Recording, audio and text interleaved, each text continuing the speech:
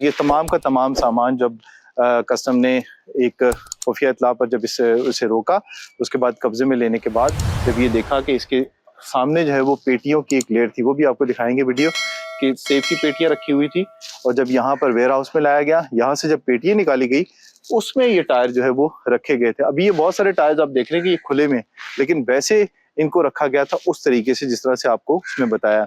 और जो सामान इसके अलावा है उसमें कपड़ा जैसे हमने बताया आपको, और जो चाइनीज सॉल्ट है, सिगरेट की बहुत बड़ी लॉट थी वो जो पकड़ी गई है, उसमें ये तकरीबन मजमूई तौर पर जो सामान कब्जे में लिया गया है वो 10 करोड़ रुपए मालियत का सामान है, जिसे एक हफ्ते के दौरान इन एक ट्रक और एक बस को कब्जे में लेने के बाद 4 मुल्जिमान जो है वो गिरफ्तार किए गए हैं। और कस्टम्स का कहना है कि इन जो इसमें जो मुल्जिमान हैं, इनमें 2 ड्राइवर्स थे और 2 जो थे वो स्मगलर्स के साथी थे जिन्हें गिरफ्तार किया गया, और 6 दिन का रिमांड इनका लिया गया है।